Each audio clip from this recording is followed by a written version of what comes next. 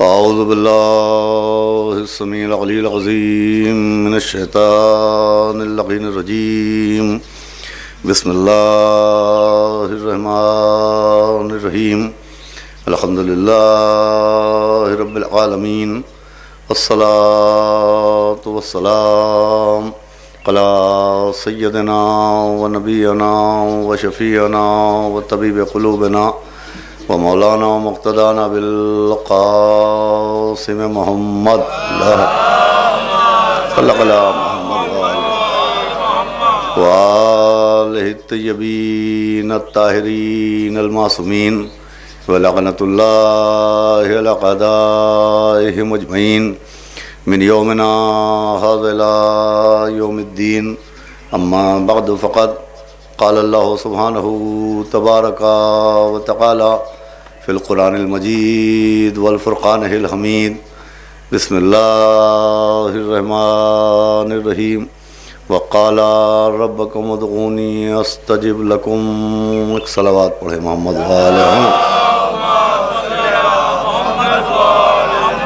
حضرات گرامی، ایک مرد مومن، ایک محب اہل بیت، ایک عزادار سرکار سید الشہداء کے اصال ثواب کی مجلس ہے، لہذا اسی مناسبت سے کچھ دیر آپ کے سامنے گفتگو کرنے کے لیے میں نے قرآن مجید کی جس آیت کریمہ کے ایک فقرے کو تلاوت کرنے کا شرف حاصل کیا، اس میں خداوند عالم نے بہت وضاحت کے ساتھ تمام صاحبان ایمان کو دعا مانگنے کا حکم دیا، اور اعلان ہوا کہ تم اپنے رب سے دعا کرو، وہ تمہارے دعاؤں کو قبول کرنے والا ہے. دیکھیے، صاحبان نظر اس بات سے واقف ہیں کہ یہ خدا کی بارگاہ میں دست دعا بلند کرنا، اللہ کی بارگاہ میں دعا مانگنا، اپنی حاجتوں کو بارگاہ خدا میں پیش کرنا اس قدر ضروری ہے کہ اسی آیت میں جس میں خداوند عالم نے دعا مانگنے کا حکم دیا، اسی آیت میں یہ بھی اعلان ہوا کہ وہ لوگ جو میری عبادت میں غرور کا مظاہرہ کرتے ہیں میں ان کو جہنم میں داخل کروں. ایک شخص نے ہمارے آپ کے چھٹے امام جعفر صادق علیہ السلام سے عرض کی کہ حضرت، یہ جو آیت دعا میں ایک جانب دعا مانگنے کا حکم دیا جا رہا ہے اور دوسری جانب یہ اعلان ہو رہا ہے کہ وہ لوگ جو میری عبادت میں غرور کا مظاہرہ کرتے ہیں میں ان کو جہنم میں داخل کروں گا. تو حضرت، یہ اللہ کی عبادت میں غرور کسے کہتے ہیں؟ یہ اللہ کی بارگاہ میں عبادت کے موقع پر تکبر کسے کہتے ہیں؟ تو امام نے فرمایا کہ اللہ کی عبادت میں غرور کا یہ مطلب ہے کہ ایک شخص عبادت کرے مگر دعا نہ مانگے، اللہ کے سامنے جبین کو خم کرے مگر دعا نہ مانگے، نماز پڑھے اور دعا نہ مانگے، روزہ رکھے دعا نہ مانگے. فرمایا دعا نہ مانگنا یہ مغرور ہونے کی علامت ہے، دعا نہ مانگنا فرعونیت کی علامت ہے، دعا نہ مانگنا انانیت کی علامت ہے. دیکھیں، خودداری اور ہے اور غرور اور ہے. خودداری اور غرور کے فرق کو سمجھ لینا چاہیے کہ غرور کسے کہتے ہیں، خودداری کسے کہتے ہیں. بھائی، غیر اللہ سے نہ مانگنا خودداری ہے. اپنے جیسے بندوں کے سامنے ہاتھ نہ پھیلایا جائے یہ خودداری ہے، مگر خدا سے نہ مانگا جائے یہ غرور ہے. صلوات پڑھے محمد وآل محمد.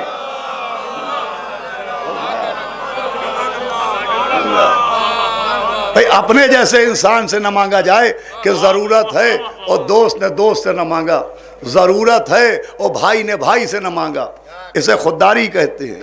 مگر خدا سے نہ مانگا اسے غرور کہتے ہیں. اعلان ہو رہا ہے کہ ہرگز وہ لوگ جو عبادت میں غرور دکھاتے ہیں ان کو بھی میں جہنم میں داخل کروں گا. عزیزو، دعاؤں کی بے پناہ تاکید کی گئی.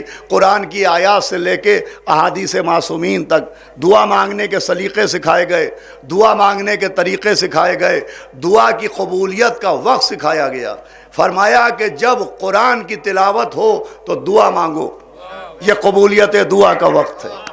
فرمایا جب اذان ہو تو دعا مانگو، یہ قبولیت دعا کا وقت ہے۔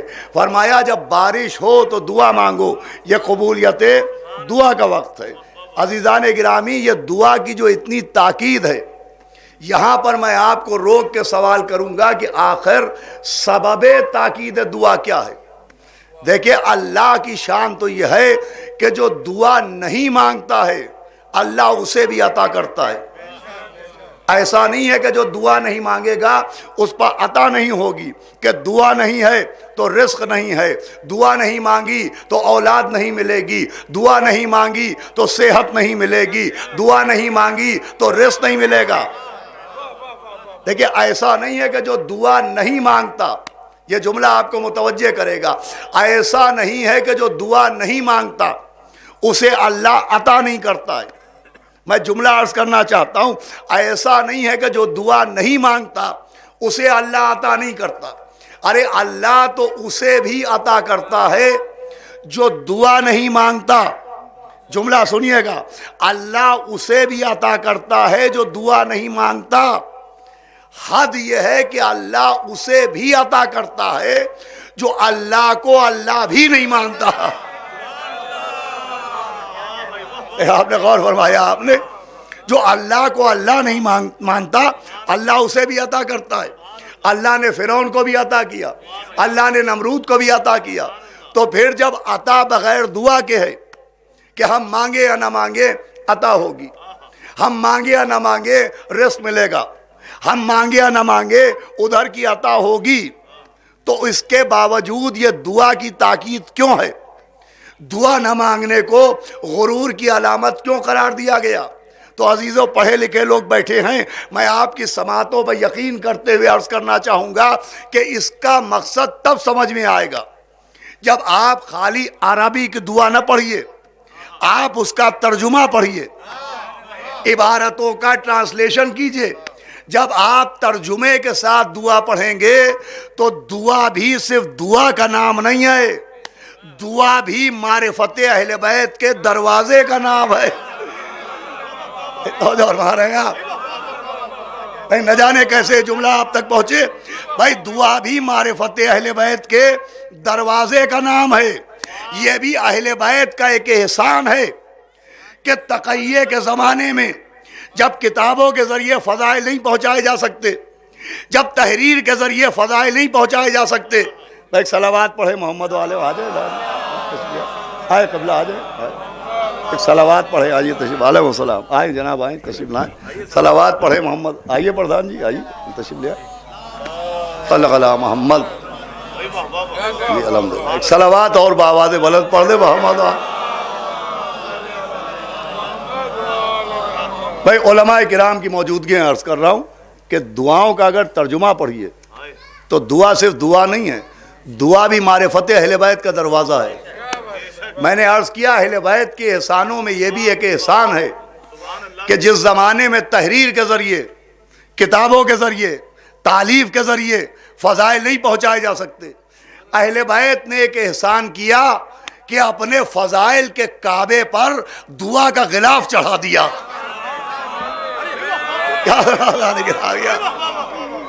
اپنے فضائل کے کعبے پر دعاؤں کا غلاف چڑھا دیا کہ اگر دعا کو سمجھ کے پڑھیے تو دعا بھی اہل بیت کی قربت کا، اہل بیت کی معرفت کا ذریعہ نظر آئے گا۔ اب آپ اس کی دلیل پوچھئے تو دلیل یہ ہے کہ ہمارے معاشرے میں جتنی دعائیں پڑھی جاتی ہیں، چاہے وہ دعائے کمیل ہو، چاہے وہ دعائے صبا ہو، چاہے وہ دعائے سماعت ہو، چاہے وہ دعائے سباسب ہو، چاہے وہ دعائے مشلول ہو، جتنی بھی دعائیں آپ پڑھیں گے، علماء بیٹھے ہوئے ہیں، آپ کو ایک خاص بات نظر آئے گی کہ ہر دعا میں اسم کا واسطہ موجود ہے کہ اللہ تجھے تیرے نام کا واسطہ، اللہم انی اسألک بے اسموں کا، کہ اللہ تجھے تیرے نام کا واسطہ۔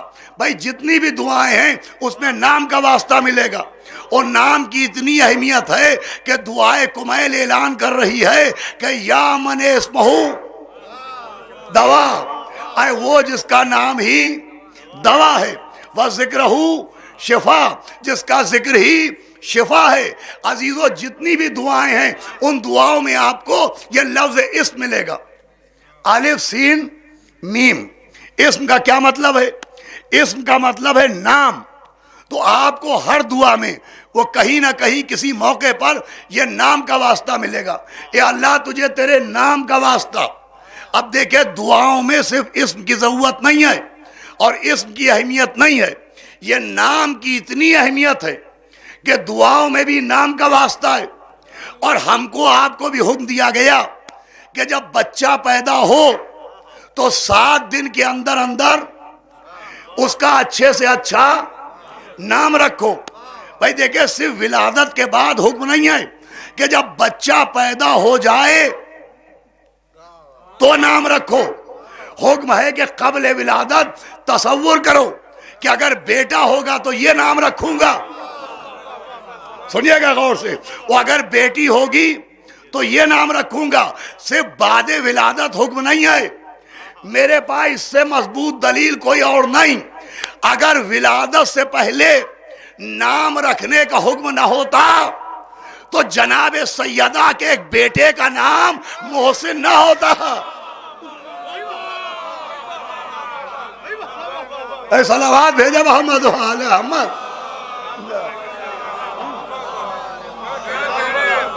اور ہوایا آپ نے سنیے گا ماشاء اللہ، توجہ سنیے۔ نام پیدا ہونے سے پہلے حکم ہے کہ نام رکھ دو۔ یہاں تک حدیث موجود ہے کہ مولا علی نے فرمایا کہ وہ بچے جن کا شکم مادر میں انتقال ہو جاتا ہے، بطن مادر میں انتقال ہو جاتا ہے، اگر باپ ان بچوں کا نام نہیں رکھے گا تو وہ روز محشر اپنے باپ کا دامن پکڑ کے شکایت کریں گے۔ یہاں تک موجود ہے، حدیث سنا دی میں نے آپ کو۔ عزیزوں نام رکھنے کا حکم ہے کہ بہتر سے بہتر نام تجویز کرو۔ اب دیکھیں یوں کوئی پابندی نہیں ہے، لیکن حکم باپ کو دیا گیا ہے کہ تم اپنے بچے کا نام رکھو۔ یوں دادا بھی نام تجویز کر سکتا ہے، نانا کو بھی نام رکھنے کا حق ہے، لیکن حکم دیا گیا باپ کو کہ تم اپنے بچے کا اچھے سے اچھا نام تجویز کرنا۔ میرا نام میرے والدین نے رکھا، آپ کے نام آپ کے والدین نے رکھے، یہ صرف 5 ہیں جن کا نام رکھنے کا حق ان کے والدین کو نہیں دیا گیا۔ بھائی اللہ خود محمود تھا، نام محمد رکھا، خود اعلیٰ تھا، نام علی رکھا، خود فاتر سماوات تھا، ارے کیا سنایا، نام بی بی فاطمہ رکھا، خود محسن ہے، نام حسن رکھا، خود خدیم الاحسان ہے، بھائی متوجہ ہے، نام حسین رکھا۔ میں کہوں گا پالنے والے ہم سے کہا کہ اپنے بچوں کا نام تم رکھو، مگر نبی کا نام رکھنے کا حق ان کے باپ کو نہیں دیا، مولا علی کا نام رکھنے کا حق ان کے باپ کو نہیں دیا، سیدہ کا نام رکھنے کا حق ان کے بابا کو نہیں دیا، حسنین کا نام رکھنے کا حق ان کے والدین کو نہیں دیا۔ آخر یہ کیا معاملہ ہے کہ ان کے نام خود رکھے؟ آواز آئے گی معاملہ سامنے کا ہے، جو تمہارے خون سے ہیں ان کے نام تم رکھو، جو ہمارے نور سے ہیں۔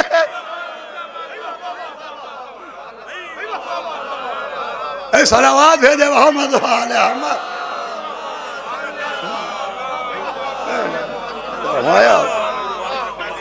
خدا کے نور سے پیدا ہوئے ہیں 5 تن۔ تو عزیزو نام کی بڑی اہمیت ہے۔ اب علماء بیٹھے ہوئے، دعاؤں میں نام کی اتنی اہمیت ہے کہ یہ ماہ رجب جو زینہ ہے شعبان تک پہنچانے کا، اور ماہ شعبان جو دروازہ ہے ماہ رمضان تک لے جانے کا، بھئی یہ تینوں مہینے بہت اہمیت کے حامل ہے۔ رجب شعبان اس کے روزے تمہید ہیں ماہ رمضان کے روزوں کی، بڑی تاکید کی گئی ہے ماہ رجب میں روزے رکھو، ماہ شعبان میں روزے رکھو تاکہ ان روزوں کے لیے تیار ہو۔ بھائی ان مہینوں کے روزے بتاتے ہیں کہ اس زمانے کے روزے مجبوری ہیں یا محبت ہیں؟ بھائی توجہ فرمائیے گا، محبتاً ہیں یا مجبوری میں رکھے جا رہے ہیں؟ تو یہ ماہ رجب ماہ شعبان گزرے گا اور ماہ رمضان آئے گا، اور ماہ رمضان میں ایک شب آئے گی جسے کہتے ہیں شب قدر. بسم اللہ الرحمن الرحیم انا انزلناہ فی لیلۃ القدر، کہ ہم نے قرآن شب قدر میں نازل کیا. جب شب قدر آئے گی تو شب قدر میں جہاں قضا نمازیں ادا ہوں گی، جہاں عبادات ہوں گی، وہی علماء بیٹھے ہوئے. ایک عمل بھی ہوتا ہے، وہ عمل ہماری قوم کا بچہ بچہ جانتا ہے کہ شب قدر میں ہمارے علماء نمازیں پڑھانے کے بعد حکم دیتے ہیں کہ اب قرآن چہرے کے سامنے کھولو. بھائی دیکھیں، میں وہ بات نہیں پڑھ رہا ہوں جو ایک جانتا ہے ایک نہیں جانتا. یہ تو کم سے کم سب جانتے ہیں، سب کا مشاہدہ ہے کہ قرآن چہرے کے سامنے کھولو. قرآن چہرے کے سامنے کھولا جاتا ہے، دعا شروع ہوتی ہے بسم اللہ الرحمن الرحیم اللہم انی اسألک بکتابک المنزل. بھائی ذرا حافظے کو بیدار کیجئے.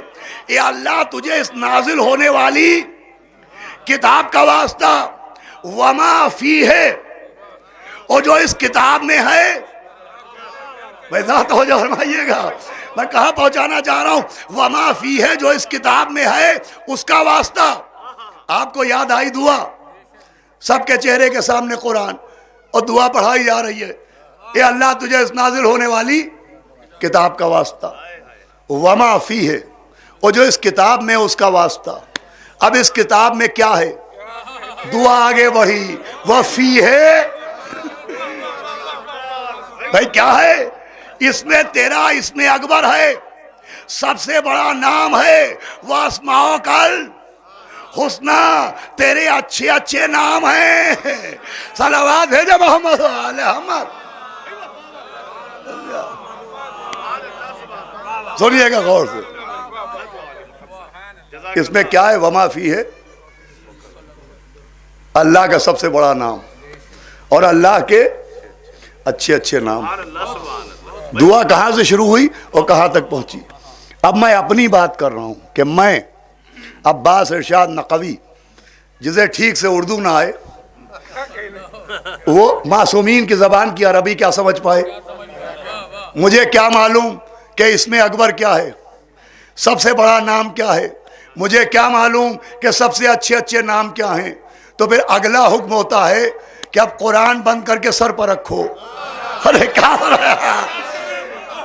10 مرتبہ کہو بیکا یا اللہ، بیکا یا اللہ، بیکا یا اللہ. یہ اس میں اکبر ہے، یہ سب سے بڑا نام ہے. تو اچھے اچھے نام کہاں گئے کہ آپ کہتے رہو بے محمد، بے علی، بے فاطمہ، بالحسن، بالحسین، بے علی ابن الحسین، بے محمد ابن علی، بے جعفر ابن محمد، بے موسیٰ ابن جعفر، بے علی ابن موسیٰ، بے محمد ابن علی، بے علی ابن محمد، بالحسن ابن علی، بالحجت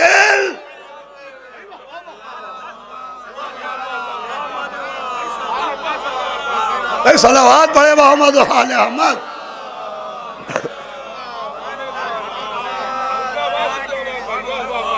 دیکھیں ذرا سی مشکل چیز ہے، دعا نے کہاں سے کہاں پہنچایا. دعا مصلی پہ بٹھا کے بخرات بنانے کے لیے نہیں ہے، دعا آل محمد کے معرفت کے دروازے تک پہنچانے کے لیے ہے. اگر مصلی پہ آئے وہ اہل بیت کی معرفت لے کے نہ اٹھے تو کیا لے کے اٹھے؟ اب یہ کیا ہے؟ بیکا یا اللہ، یہ کیا ہے؟ یا اللہ، یا تو ندا ہے، اللہ اسم اکبر ہے، یہ سب سے بڑا نام ہے، یہ ذات پر دلالت کرتا ہے. اس کا نام رحمان بھی ہے، رحیم بھی ہے، قادر بھی ہے، قدیر بھی ہے، علیم بھی ہے، خبیر بھی ہے. علماء بیٹھے، مگر یہ اللہ ہے اسم اکبر، یہ اسم اکبر ہے، سب سے بڑا نام. اور یہ جو 14 نام لیے یہ کیا ہیں؟ کیا کہا تھا؟ اسماؤک الحسنی، اس کے اچھے اچھے نام ہیں. بھائی نام بھی 2 طرح کے ہوتے ہیں. اب اگر بات نہ پہنچی تو میری محنت رائے گا. نام بھی 2 طرح کے ہیں، کچھ حروف والے نام ہیں، کچھ وجود والے نام ہیں. بھائی چاہے جیسے سمجھیے گا، کچھ حروف والے نام ہیں، کچھ وجود والے نام ہیں. یہ رحمان اور رحیم حروف والے نام، قادر و قدیر حروف والے نام، منان و حنان حروف والے نام، رحمان و رحیم. سمجھیے گا ذرا سا اس کو، یہ حروف والے نام. اور یہ جو 14 ہیں،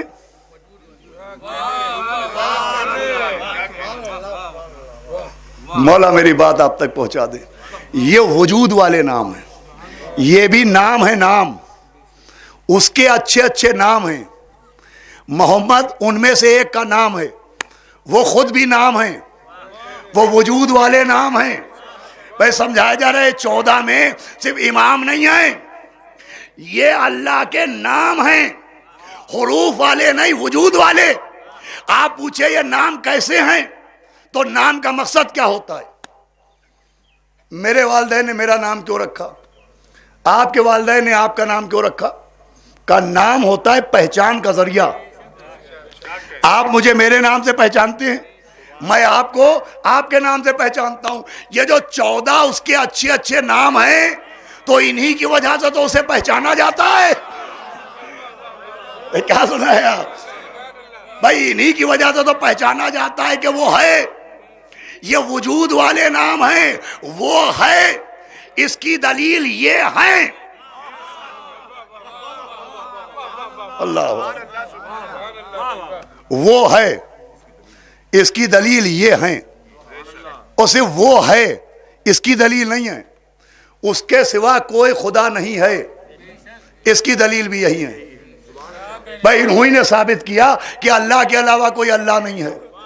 انہوں نے ثابت کیا، اور کس آسانی سے ثابت کیا. لوگ کہہ رہے تھے سورج خدا ہے، ستارہ خدا ہے، پتھر خدا ہے، دریا خدا ہے. انہوں نے پتھر پہ علم گاڑ کے بتایا کہ یہ خدا نہیں. بھائی تھک تو نہیں گیا؟ انہوں نے پتھر پہ علم گاڑ کے بتایا کہ یہ خدا نہیں. سورج کو مغرب سے پلٹا کے بتایا کہ یہ بھی خدا نہیں. ہوا پہ قدم ٹکا کے بتایا کہ یہ بھی خدا نہیں. ارے جانے نثار ہو خود سجدہ کر کے بتایا کہ میں بھی خدا نہیں.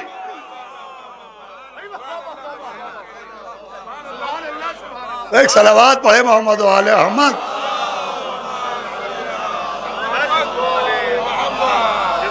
دیکھیں شاعروں کی قسمت جو ہے انور بھائی، شاعروں کی قسمت ذاکروں کی زیادہ دھنی ہوتی ہے. اس کا ثبوت یہ ہے کہ آپ حضرات بیٹھے، آپ کے ساتھ اکثر ایسا ہوتا ہے کہ وہ قصیدہ پڑھ دیجئے جو وہاں پڑھا تھا، وہ قطع پڑھ دیجئے جو لورپور میں پڑھا تھا، وہ سلام پڑھ دیجئے جو اکبرپور میں پڑھا تھا. آج تک ہم سے کوئی نہیں کہتا وہ مجلس پڑھ دیجئے جو لکھنؤ میں پڑھی تھی. بھائی صلوات بھیجے محمد و آل احمد. کبھی آپ لوگوں کے ساتھ کہا گیا نا؟ ہم تو خود ہی ڈھیٹ بن کے پڑھ دیتے ہیں. پوری مجلس نہیں پڑھنا ہے. اول تو نوجوانان ملت بہت کم نظر آ رہے ہیں. آواز پہنچ رہی ہوگی تو ان سے میں کہوں گا کہ سنو، یہ جو 60 برس سے زیادہ کے لوگ ہیں، اگر یہ داد نہ دیں تو کوئی شکایت نہیں، اگر یہ سبحان اللہ نہ کہیں تو کوئی شکوہ نہیں. اس لیے کہ یہ افراد جو 60 برس سے زیادہ کے ہیں، یہ اپنے حصے کی داد اپنے زمانے کے مولویوں کو دے چکے ہیں. ہمیں شکایت ان سے ہے جو 20 برس کے سن میں چچا بننا چاہ رہے ہیں. صلوات بھیجے محمد و آل احمد.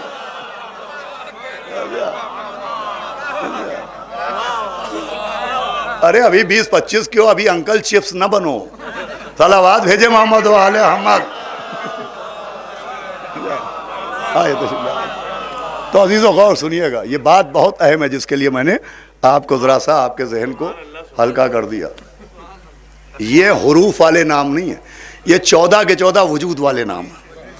دیکھیں اس بات کو سمجھیے گا. قرآن کا نام قرآن ہے، مگر قرآن کیا ہے؟ کلام اللہ. قرآن کا نام قرآن ہے. قرآن ہے کیا؟ کلام اللہ. کعبے کا نام کعبہ ہے. کعبہ ہے کیا؟ بیت اللہ. صفا و مروہ کا نام صفا و مروہ ہے، لیکن صفا و مروہ ہے کیا؟ شاعر اللہ. بات پہنچ رہی ہے. قرآن کا نام ہے قرآن، مگر قرآن ہے کلام اللہ. کعبے کا نام ہے کعبہ، کعبہ ہے بیت اللہ. صفا و مروہ کا نام ہے صفا و مروہ، مگر صفا و مروہ ہے شاعر اللہ. ویسے ہی دعا بتا رہی ہے بے محمد، ان کا نام محمد ہے مگر یہ بھی ہے اسم اللہ. مولا علی کا نام علی ہے مگر یہ بھی ہیں، بھائی منہ سے بولیے، اسم اللہ. جناب سیدہ کا نام فاطمہ ہے مگر وہ ہیں اسم اللہ. حسن اسم اللہ، حسین اسم اللہ، زین العبا اسم اللہ، محمد باقر اسم اللہ، صادق اہل بیت اسم اللہ، موسیٰ کاظم اسم اللہ، علی رضا، محمد تقی، علی النقی، حسن عسکری، آخری امام اسم اللہ ہیں. یہ اللہ کے وجود والے نام ہیں. آپ کو دلیل دوں، مولا علی کی زیارت اٹھا کے پڑھیے. آپ جب نجف جاتے ہیں ہم آپ تو ایک وہاں زیارت ہے، اس زیارت میں پہنچتے ہی پہلا فقرہ ہے کہ السلام علی اسم اللہ. آپ کو مفاتی میں ہی مل جائے گی کہ اللہ کے نام پر سلام. یہ سر سے پاؤں تک 14 کے 14 کیا ہیں؟ اسم اللہ. جیسے قرآن کا نام قرآن، قرآن کیا ہے؟ کلام اللہ. کعبے کا نام کعبہ، کعبہ کیا ہے؟ بیت اللہ. تو دعا کیا سمجھا رہی ہے کہ ان کا نام محمد ہے مگر یہ ہیں اسم اللہ. علی کا نام علی ہے مگر یہ ہے اسم اللہ. اب دنیا سمجھے ہم جو ان کو پکارتے ہیں تو غیر اللہ کو نہیں پکارتے، اسم اللہ کو پکارتے ہیں. اے صلوات بھیجے احمد و آل احمد. سمجھے گا اس بات کو. خالی دعا پڑھ لینا، دعا سن لینا کافی تھوڑی ہے. دعا پڑھیے تو سمجھیے کیا کہا جا رہا ہے. اسم اللہ کو پکارا جا رہا ہے. اب یہ جو اللہ ہے یہ ہے اسم اکبر. خود اللہ کا کوئی نام اس نام کی جگہ نہیں لے سکتا. یہ ہے اسم اکبر، سب سے بڑا نام اللہ ہے. اور اس کا احترام اتنا ہے کہ جب بھی یہ نام آتا ہے ذہن میں رکھیے گا، نام نبی بھی اسم اللہ، نام علی بھی اسم اللہ. اللہ ہے اسم اکبر. اب جب یہ اسم اکبر آتا ہے تو تنہا نہیں آتا. بسم اللہ الرحمن الرحیم. اللہ آیا، دو نام پیچھے پیچھے اور آئے، رحمان رحیم. لا حول ولا قوت الا باللہ العلی العظیم. اللہ آیا، تنہا نہیں آیا، دو نام پیچھے پیچھے. وہی اب پڑھنا میرا کام ہے، سمجھنا آپ کا کام ہے. دو نام پیچھے پیچھے آئے تو اسم اکبر کا احترام کیا ہے کہ جب اسم اکبر آئے تو تنہا نہ آئے، اس کے پیچھے پیچھے دو نام اور آئیں، چاہے حروف والے ہوں، چاہے وہی پہنچ گئی میری بات، ماشاءاللہ بڑی سخت منزل تھی، چاہے حروف والے ہوں چاہے وجود والے. اب ہم نے کلمہ پڑھا لا الہ، ارے بات پہنچی کہ نہیں؟ الا اللہ. الا اللہ میں آخر میں کیا آیا؟ اللہ. قانون کیا ہے کہ تنہا نہ آئے، پیچھے پیچھے دو نام اور آئے تو دونوں آئے محمد رسول اللہ علی.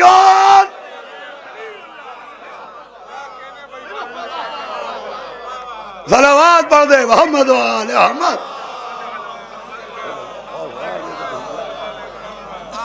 ایک صلوات اور پڑھ دے محمد و آل محمد.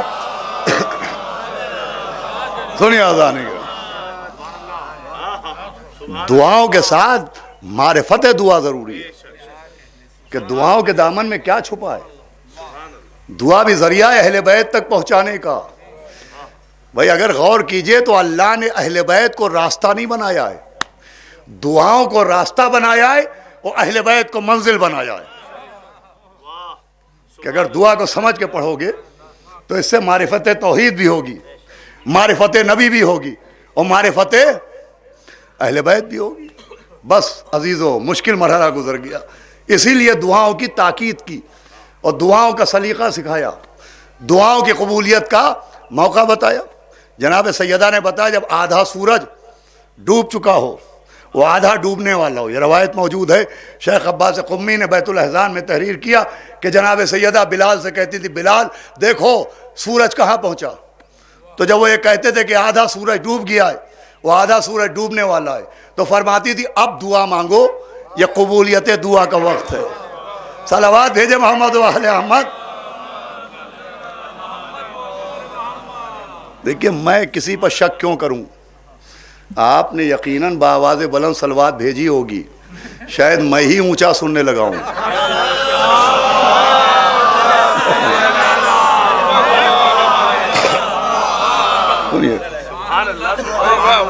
میں نے عرض کیا تھا ابھی اس سے پہلے, تلاوت قرآن کے وقت دعا مانگو, فرمایا یہ قبولیت دعا کا وقت ہے. اذان ہو تو دعا مانگو, یہ قبولیت دعا کا وقت ہے. آسمان سے پانی گرے, بارش ہو, دعا مانگو, یہ قبولیت وقت دعا کا وقت ہے. آدھا سورج ڈوب چکا ہو, آدھا سورج ڈوبنے والا ہو, شہزادی فرماتی ہے قبولیت دعا کا وقت ہے. اماموں نے یہ بھی سکھایا کہ دعا کیسے قبول ہوتی ہے. اب آخری منزل سن لیجئے, یہ بھی سمجھایا کہ دعا کیوں قبول نہیں ہوتی. سنیے گا, یہی بات سننے کے قابل ہے توجہ سے, کہ دعا کیوں نہیں قبول ہوتی. ایک شخص ہمارے آپ کے چھٹے امام, امام جعفر صادق علیہ السلام کی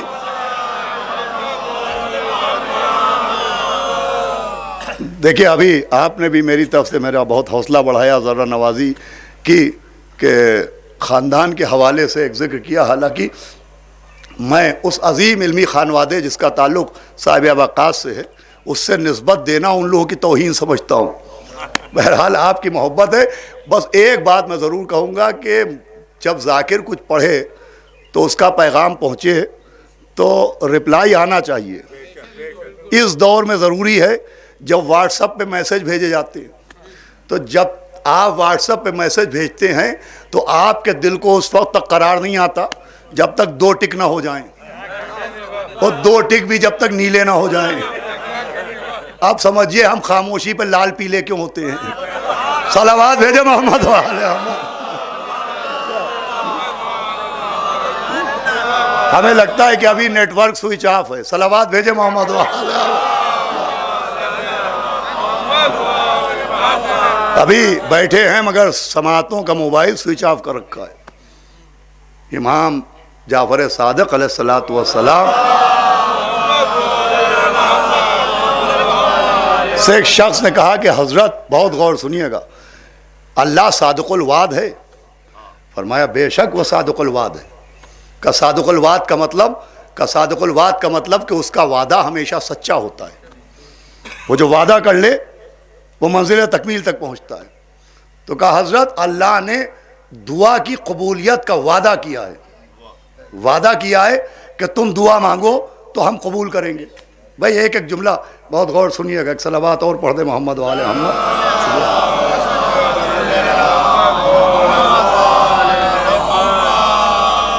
صلوات اور پڑھ دے محمد و آل محمد.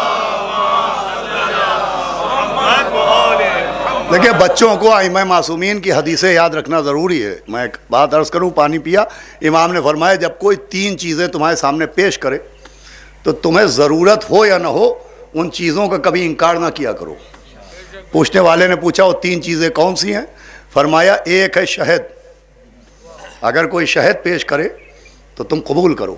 پوچھنے والے نے پوچھا دوسری بات, فرمایا خوشبو, کہ اگر کوئی عطر پیش کرے, خوشبو پیش کرے تو انکار نہ کرنا. پوچھا تیسری بات کا پانی, کہ تمہیں پیاس ہو یا نہ ہو اس کے ثواب میں اضافہ تو ضرور ہوگا. تو جو فرما رہے ہیں آپ. تو اس نے کہا حضرت اللہ صادق الوعد ہے. فرمایا بے شک صادق الوعد ہے, کہ جو وعدہ کر لے وہ پورا کرتا ہے. کہ بے شک پورا کرتا ہے. تو کہا اللہ نے وعدہ کیا ہے کہ میں دعا قبول کروں گا. ہم سے کہا ہے تم دعا مانگو, اور خود وعدہ کیا ہے کہ میں قبول کروں گا. تو ہم تو دن رات دعا مانگتے رہتے ہیں, وہ قبول کیوں نہیں کرتا؟ وہ اپنا وعدہ پورا کیوں نہیں کرتا؟ تو اس نے وعدہ کیا ہے تو ہم دعا مانگ رہے ہیں, اس نے ہماری دعا قبول نہیں کی, ہمارا کام نہیں ہوا. تو وہ اپنا وعدہ کیوں نہیں پورا کرتا؟ تو فرمایا سنو تمہاری جانکاری ادھوری ہے، اللہ نے صرف دعا مانگنے کا اور دعا قبول کرنے کا وعدہ کیا نہیں ہے. سنیے گا غور سے، فرمایا اللہ نے صرف قبولیت دعا کا وعدہ کیا نہیں ہے، تم کو دنیا میں بھیجنے سے پہلے تمہاری روحوں سے ایک وعدہ لیا بھی ہے. بھائی پہنچی میری بات؟ کا ایک وعدہ لیا بھی ہے، تم اپنا وعدہ پورا کرو وہ اپنا وعدہ پورا کرے گا. سنیے گا اذان گرامی، امام نے فرمایا اللہ نے جب تمہیں دنیا میں بھیجنے سے پہلے تمہاری روحیں موجود تھی عالم ارواح، تو ایک روحوں سے وعدہ لیا تھا، تم وہ وعدہ پورا کرو اللہ اپنا وعدہ پورا کرے گا. کہ حضرت اللہ نے کیا وعدہ لیا تھا؟ چاہے جیسے سنیے گا، امام نے فرمایا سنو اللہ نے دعا قبول کرنے کا وعدہ کیا ہے اور ولایت علی پر باقی رہنے کا وعدہ لیا. صلوات بھیجے احمد آل احمد.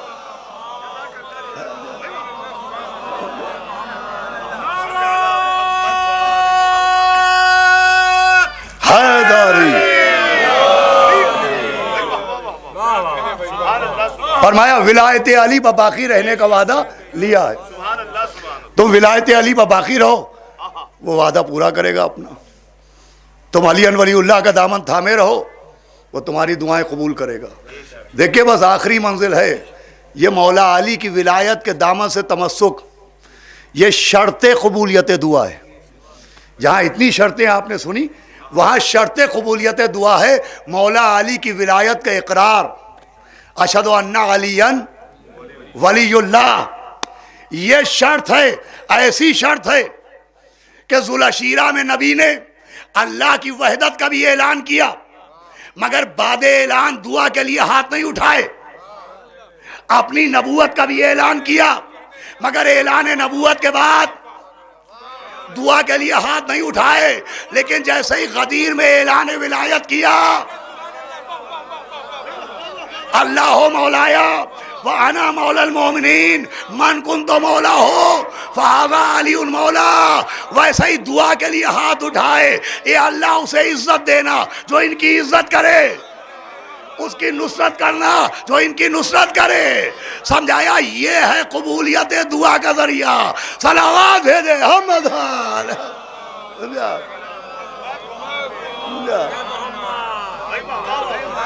یہ ہے اصل شرط قبولیت دعا. لا الہ الا اللہ کے بعد دعا کا وقت نہیں ہے. لا الہ الا اللہ کے بعد محمد الرسول اللہ ہے. محمد الرسول اللہ کے بعد وقت قبولیت دعا نہیں ہے. اشہد ان علی ولی اللہ ہے. اس کے بعد منزل دعا ہے کہ یہ اقرار کرو، اس کے بعد دعا کرو. تم اپنا وعدہ پورا کرو اللہ اپنا وعدہ پورا کرے گا. نبی نے مولا علی کی ولایت کے بعد کی دعا. جب یہ خبر پہنچی مدینے تو حارث آیا اور اس نے کہا کہ اگر علی من اللہ ہیں تو مجھ پر آسمان سے عذاب آئے اور میں فی النار ہو جاؤں. اس نے اپنے لیے بد دعا کی. جیسے ہی بد دعا کی ویسے ہی آسمان سے عذاب آیا. عذاب نہیں آیا، پیغام لایا کہ جب دشمن علی کی بد دعا رد نہیں ہوتی تو محبان علی کی دعا ہے. بھائی صلوات بھیجے محمد آل احمد.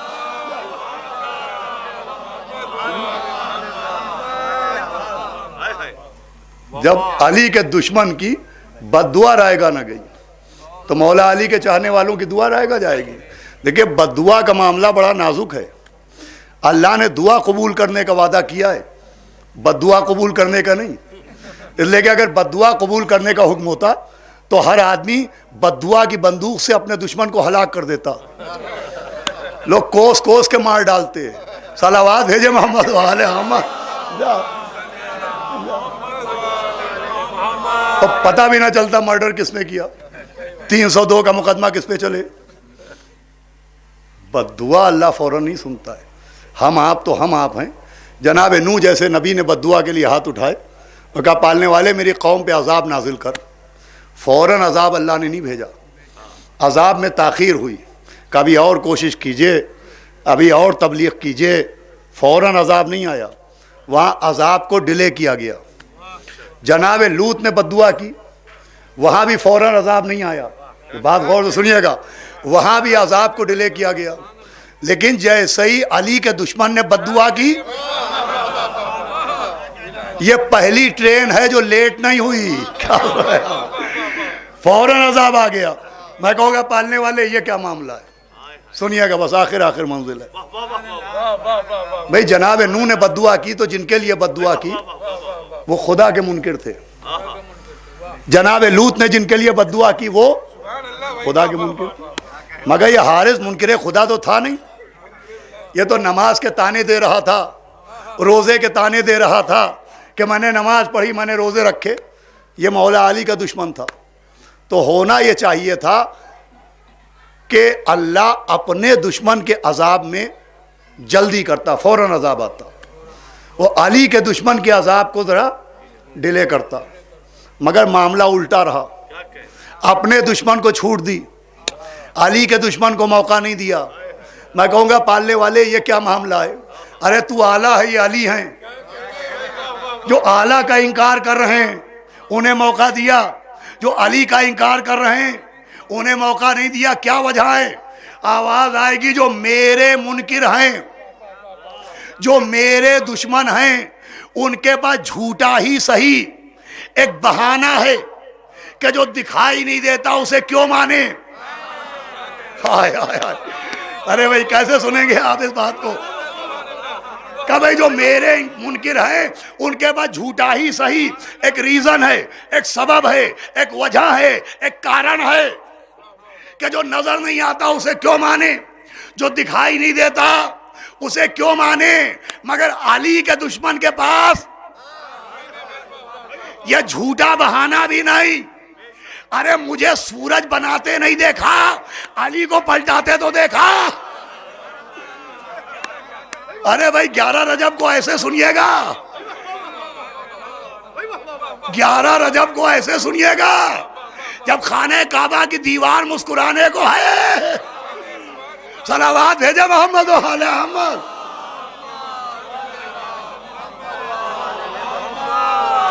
بھائی آواز سبحان اللہ سبحان اللہ، حیدری، آواز اللہم صلی علی محمد و آل محمد۔ آواز آئے گی مجھے سورج بناتے نہیں دیکھا، علی کو پلٹاتے ہوئے تو دیکھا۔ مجھے ستارے بناتے نہیں دیکھا، سیدہ کی ڈیوڑی پہ آتے ہوئے تو دیکھا۔ مجھے مردے جلاتے نہیں دیکھا، علی کو ٹھوکر لگاتے تو دیکھا۔ ارے مجھے کعبے میں آتے نہیں دیکھا، دیوار کعبہ کو مسکراتے تو دیکھا۔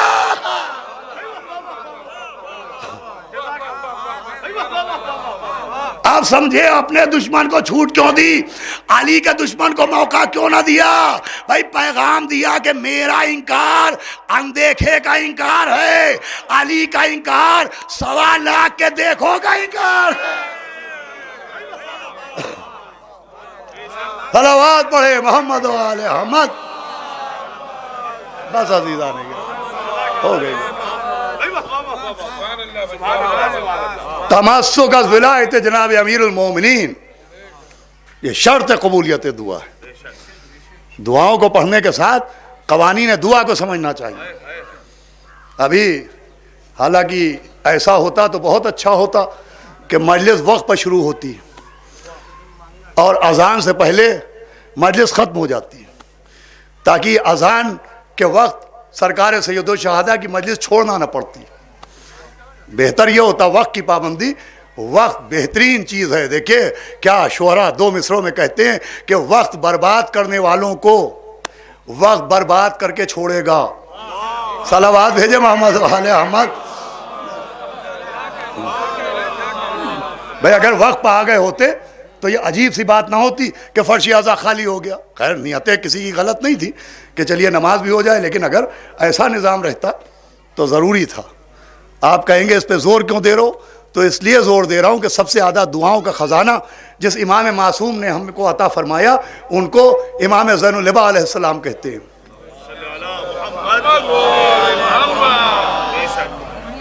اور ان کی دعاؤں کا مجموعہ صحیفہ کاملہ، جسے زبور آل محمد بھی کہتے ہیں، اس کا ایک واقعہ سن لیجئے اور مجلس تمام کر دوں۔ مفاتیح الجنان میں بھی یہ واقعہ ہے کہ چوتھے امام حج کے لیے چلے تو ان کے ایک صحابی تھے سعید ابن مسیب، بہت غور سے سنیے گا، سعید ابن مسیب، وہ کہتے ہیں میں بھی حضرت کے ساتھ ہمراہ حج تھا۔ 5 منٹ اس کے بعد مصائب ہے، لیکن بہت غور سنیے گا، ایک پیغام ہے۔ سعید ابن مسیب کہتے ہیں کہ میں امام کے ساتھ تھا کہ جب رات آئی سب لوگ خیموں میں سو گئے تو کہا میں نے دیکھا آدھی رات کے وقت امام اپنے خیمے سے برآمد ہوئے اور چلتے ہوئے بہت دور کئی کلومیٹر سناٹے میں تنہائی میں پہنچے۔ سعید ابن مسیب کہتا ہے میں بھی پہنچا تو میں نے دیکھا کہ حضرت نے نماز پڑھی اور پھر سجدے میں آپ ایک دعا پڑھ رہے تھے کہ جب امام دعا پڑھ رہے تھے تو اثر دعا سے اس میدان میں، اس صحرا میں جتنے پتے جتنے پتھر پڑے تھے، امام دعا پڑھتے جا رہے تھے اور پتھر دعا دہراتے جا رہے تھے۔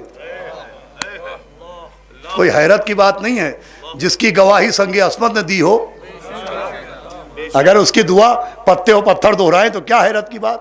سعید ابن مسیب کہتے ہیں میرے رونگٹے کھڑے ہو گئے، اور جب امام سجدے سے اٹھے وہ آپ فارغ ہو گئے تو میں نے کہا حضرت یہ کون سی دعا تھی؟ فرمایا یہ تسبیح ہے، اس میں اعظم ہے۔ تو کہا حضرت یہ دعا مجھے بھی تعلیم کیجئے۔ امام نے کہا یاد کرو، اور وہ دعا سعید ابن مسیب کو تعلیم کی۔ سعید ابن مسیب کو جب دعا تعلیم کر چکے تو کہا سعید ابن مسیب یاد رکھنا اس دعا کو پڑھنے کا ایک طریقہ ہے۔ کہ کیا طریقہ ہے؟ کہ کبھی یہ مجمع عام میں نہ پڑھنا، جہاں بالکل سناٹا ہو، آس پاس کوئی نہ ہو، اس وقت اس دعا کو پڑھنا، تنہائی میں پڑھنا، سناٹے میں پڑھنا، لوگوں کے مجمع میں اس دعا کو نہ پڑھنا۔ تو سعید ابن مسیب کہتے ہیں کہ یہ بات میں نے محفوظ کر لی اور پھر میں حج کے لیے گیا، لیکن وہ کہتے ہیں جب بھی میں نے دعا پڑھنا چاہی، سفر میں حاجی ساتھ تھے، مکے میں حاجی ساتھ تھے، کہ واپس میں لوٹا گھر آیا تو بیوی بچے موجود رہتے تھے، کہ میں مسجد میں جاتا تھا تو وہاں نمازی موجود رہتے تھے، کہ مجھے تنہائی نہیں مل رہی تھی، مجھے تنہائی نہیں مل رہی تھی جو میں دعا کو پڑھتا۔ کہ وقت گزرتا گیا اور 25 محرم آئی، جس دن چوتھے امام کی شہادت ہے۔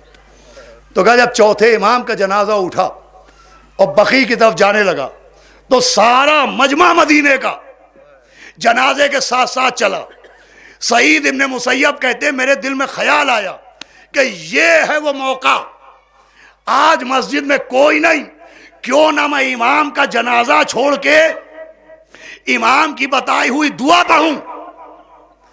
اور سعید ابن مسیب کہتے ہیں میں نے تابوت امام کو چھوڑ دیا، شرکت جنازہ کو ترک کیا، اور میں مسجد میں پہنچا کہ کیوں نہ امام کی بتائی ہوئی دعا پڑھوں۔ کہ مگر جیسے ہی میں دعا پڑھنے کے لیے کھڑا ہوا، آسمان سے کچھ ایسی تکبیروں کی آوازیں آئیں کہ مجھ پہ ایک دہشت طاری ہوئی اور میں بے ہوش ہو کے مصلی پر گر گیا، میں دعا نہیں پڑھ پایا۔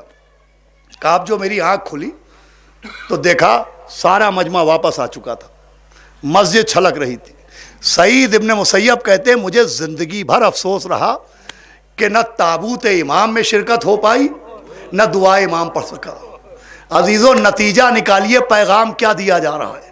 پیغام دیا جا رہا ہے دعائیں پڑھنا، مگر غم امام کو چھوڑ کے نہ پڑھنا۔ صلوات بھیجے محمد و آل محمد۔ سنیے گا اس بات، اس ماحول کو بدلنا چاہیے، وقت کی پابندی کرنا چاہیے تاکہ مولا حسین کے فرض کی توہین نہ ہو۔ ایک تو مجلس شروع ہی نہیں ہوئی، لیکن اب جب شروع ہو گیا ایک ذکر تو ذکر کو روکنا، اس قانون کو بدلنا چاہیے۔ اس کا طریقہ یہ ہے کہ پابندی وقت کا خیال رکھا جائے تاکہ نماز سے پہلے مجلس تمام ہو جائے۔ بھائی جیسے امام کی بتائی ہوئی دعا تب تک فائدہ نہیں کرے گی جب تک غم امام میں شرکت نہ ہو، ویسے ہی ہماری پڑھی ہوئی نماز تب تک فائدہ نہ پہنچائے گی جب تک اس کا غم نہ منا لے جس نے نماز بچائی ہو۔ یہ احسان ہے مولا حسین ابن علی کا، ان باتوں کا خیال رکھنا چاہیے۔ عزاداری کو بہت لائٹلی نہیں لینا چاہیے، ہلکے میں نہیں لینا چاہیے، قدر کرنا چاہیے۔ دیکھیے ہوتا یہ کہ جس چیز کی کثرت ہو جاتی ہے، جو زیادہ ہونے لگتا ہے، آدمی اس کی قدر و قیمت بھول جاتا ہے۔ اگر 200 برس پہلے جائیے، 250 برس پہلے جائیے اور اپنے بزرگوں کو دیکھیے کہ کس طریقے سے گاؤں اور قصبوں میں جا کے اس عزاداری کو برپا کیا۔ اللہ درجات بلند کرے شہنشاہ حسین صاحب مرحوم کے، ان کے آباء و اجداد رضوی سادات کی بستی ہے، اللہ ان کے بیٹوں کو، تمام اہل خاندان کو توفیق صبر عطا کرے۔ آپ تاریخ معلوم کیجئے کہ اس قریے میں، اس بستی میں، یا جہاں جہاں عزاداری ہوتی ہے، آج کی جیسی آسانی نہیں ہے کہ اعلان کیا، میسج بھیجے، رقعے چھپوائے اور فرش عزا بچھایا اور مومنین آ گئے۔ ارے بچے قربان کر کر کے عزاداری کی گئی ہے، بچوں کو بیچ کے۔ میں آپ کو ایک واقعہ سناتا ہوں، یہی مصائب ہوگا۔ اب تو انٹرنیٹ کا دور ہے، آپ ابھی گوگل پر سرچ کیجئے، ایک شہر ہے مہاراشٹر، اورنگ آباد کا تاریخی شہر، اس اورنگ آباد کی عزاداری آپ سرچ کیجئے، تاریخ عزاداری ہے اورنگ آباد، تو اس میں آپ کو ایک نام ملے گا جانی امانی مرحوم کا۔ جانی امانی مرحوم کے نام سے امام باڑہ بھی ہے اور اوقاف بھی ہے۔ یہ اورنگزیب کے زمانے کے تھے، لیکن ان کا نام آج بھی باقی ہے، ان کے نام سے مسجد بھی ہے، ان کے نام کا امام باڑہ بھی ہے، ان کے نام کی وقف پراپرٹی بھی ہے۔ ان کا کیا کارنامہ ہے آپ کو معلوم ہے؟ کارنامہ یہ ہے کہ اس زمانے میں آج کی طرح عزاداری کی آزادی نہیں تھی۔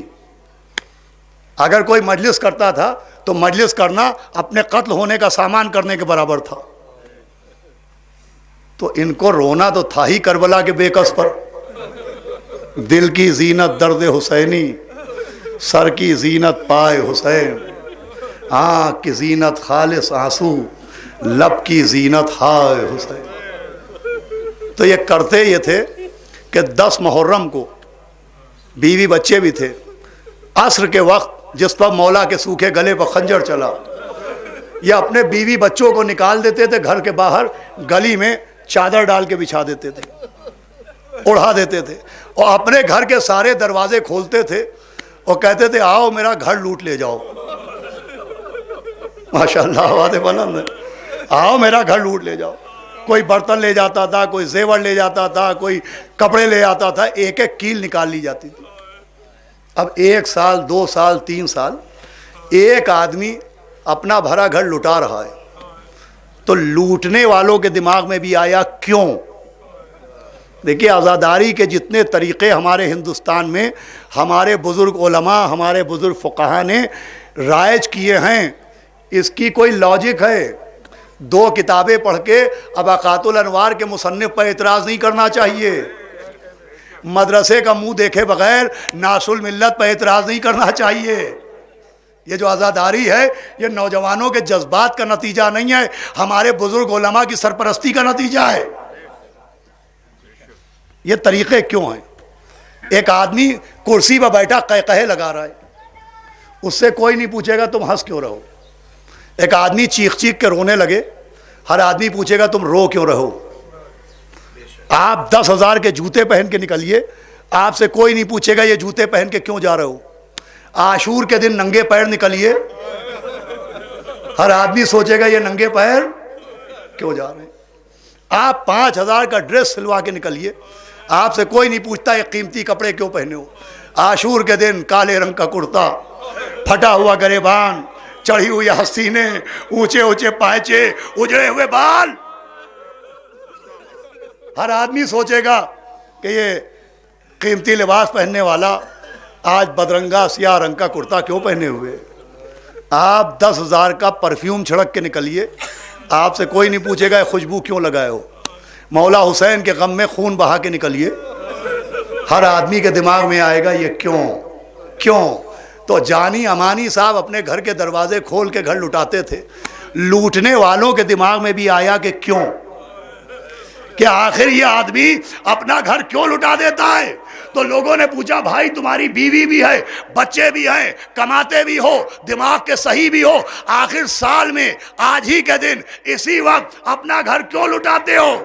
کہا اس لیے کہ تم پوچھو بھائی آج ہی کا دن تھا جب کربلا میں فاطمہ کا گھر لوٹ لیا گیا، ارے آج ہی کا دن تھا جب حسین کے گلے پر خنجر چلایا گیا، اکبر کے سینے میں نیزہ مارا گیا، قاسم کا لاشا پامال کیا گیا، علی اصغر کے گلے میں تیر मारा गया। अरे आज ही का दिन था कि बाद कत्ले शाह आधा का बहा ये हौसला, घर जला के खाक कर डाला रसूल अल्लाह का। पहले आवाजें बुलंद हो गई, 2 मिनट खूब तवज्जो से सुना आपने। अल्लाह मरहूम के दर्जात को बुलंद करे। बड़े एहतिमाम से उनके फर्जंद ने, उनके घर वाले, रिश्तेदारों ने, सब ने ये एहतिमाम किया है मौला हुसैन पर रोने के लिए, बेकस के लिए। देखिए ये क्या बात है कि इंतकाल हमारे बाप का हो, गिरिया मौला हुसैन पर होगा। जनाजा हमारे भाई का उठे, मातम जनाब अब्बास का होगा। किसी का जवान बेटा मर जाए, गिरिया जनाब अली अकबर पर होगा। क्यों? ये इसलिए कि चौथे इमाम के पास मौला हुसैन आए, फरमाया बस एक ये वसीयत रहे याद है मेरे जानी, करना न फरामोश मेरी तिश्न दहानी। अरे 36 पहर गुजरे हैं, पाया नहीं पानी, पानी दे अगर बाद मेरे जुल्म के बानी। तुम फातिहा बाबा का दिला दीजिए बेटा, और थोड़ा सकीना को मिला दीजिए ना। उसके बाद वसीयत की कि जब ठंडा पानी पीना तो मेरी प्यास को याद कर लेना, जब किसी पर रोना आए तो मेरी मजलूमी पे आंसू बहाना। ये इमाम की वसीयत पर अमल होता है। इसलिए कि ऐसा मजलूम किसी ने नहीं देखा। सुबह थी तो भरा हुआ घर था, अब जो वक्त आया तो हुसैन जब के चले बाद दोपहर रन को। न था कोई जो संभाले लजा में तोसन को, सकीना झाड़ रही थी इबा के दामन को। हुसैन चुप के खड़े थे झुकाए गर्दन को। अरे ना आसरा था कोई शाह करबलाई को, फकत बहन ने किया था सवार। एक रवायत और एक आपके जज्बात को बेदार करने के लिए बात और गुफ्तगू तमाम। देखिए 1000 मरतबा आपने सुना होगा कि जब मौला हुसैन घोड़े पर बैठने लगे तो बीबी ज़ैनब ने हाथ पकड़ा और घोड़े बिठाया। ये काम बीबी ज़ैनब का नहीं था, ये काम जनाब अली अकबर का था कि जब मौला हुसैन घोड़े पर बैठने लगते थे तो जनाब अली अकबर अपने बाप को सवार कराते थे। मालिउस सिब्तैन में एक रवायत है कि एक काम जनाब अब्बास का भी था। जब मौला हुसैन घोड़े पर बैठते थे तो जनाब अब्बास इमाम का बाजू नहीं पकड़ते थे, अगर महसूस कर लिया तो रोने को बहुत होगा। आपने घोड़े की रकाब देखी है? भाई रकाब में पांव डाले बगैर कोई घोड़े पर नहीं बैठ सकता। इमाम के जुलजना में रकाब थी। रवायत है कि जनाब अब्बास बाजू नहीं पकड़ते थे, रकाब हाथ में ले लेते थे और इमाम के कदमों में डाल देते थे। जो काम बेटे का था वो बहन ने किया, जो काम अब्बास का था वो कौन करे। लिखा है खेमे का पर्दा उठा, एक बुर्का पोश बीबी दौड़ती हुई आई, रकाब लेके इमाम के कदमों में डाली। हमने पूछा ये कौन है? करे कोई और नहीं, अब्बास की बेवा लुबाबा निकल आई। अलविदा अलविदा। ये इसाले सवाब है। मरहूम शहंशाह हुसैन साहब निहायत आशिक़ मौला हुसैन थे। अब 1 मिनट में एक बात सुनिए और गुफ्तगू तमाम। अल्लाह आप सबको खैरियत से आपके वतन पहुँचाए। आप सफ़र करके आए। देखिए कुछ शरीयत के कानून होते हैं और कुछ शराफत के कानून होते हैं। शराफत के कानून हर वो शख्स मानता है जो किसी मज़हब का हो, कलमा पढ़े या ना पढ़े, अगर शरीफ है तो शराफत का कानून मानता है। एक कानून शराफत ये है कि हाईवे पर, रोड पर जब हम आप बाइकार आते हैं तो अल्लाह न करे ऐसा मंज़र नज़र आए, लेकिन कभी ना कभी नज़र आ जाता है। वो मंज़र ये है कि एक्सीडेंट होता है, रास्ता जाम है, पूछा क्या हुआ, कहा आगे एक्सीडेंट हो गया, कोई आदमी मर गया। अब अगर दिल मजबूत करके आप देखिए, यूं मैयत को देखना हर आदमी के दिल की बस की बात नहीं है, वो भी एक्सीडेंटल मैयत। अगर आप दिल कड़ा कर लीजिए तो अब यहाँ पर मज़हब की बात नहीं, यहाँ धर्म की बात नहीं, यहाँ रिलीजन की बात नहीं कि मरने वाले का मज़हब क्या है। यहाँ शराफत की बात नज़र आती है कि मैयत किसी की हो, 5 منٹ نہیں گزرتے کہ کوئی دوڑا دوڑا جاتا ہے، ایک چادر لا کے میت پر ڈال دیتا ہے۔ عزیزوں مجلس تمام ہو گئی۔ یہ قانون شرافت ہے کہ کسی کا لاشا بے چادر نہ رہنے پائے۔ ہائے میرا حسین غریب، وہاں کیسا چادر ڈالنا، بہن کے سامنے بھائی کے گلے پر خنجر چل رہا ہے، کوئی کرتا لے گیا، کوئی کمر کا پٹکا لے گیا، کوئی پاؤں کی نالیں لے گیا، بہن کہتی رہی ہو بسرے ساتھ، ارے میرا باج آیا۔ الا لعنت اللہ علی القوم الظالمین سیعلم الذین ظلموا ای منقلبی ینقلبون اللہم لن خلاص۔ حضرات پھر سے ایک مرتبہ سورہ الحمد و سورہ اخلاص کی تلاوت فرما کر جناب شہنشاہ حسین صاحب مرحوم ابن مہدی حسن صاحب مرحوم کی روح کو اصالِ ثواب کر دیں۔ بسم اللہ الرحمن الرحیم۔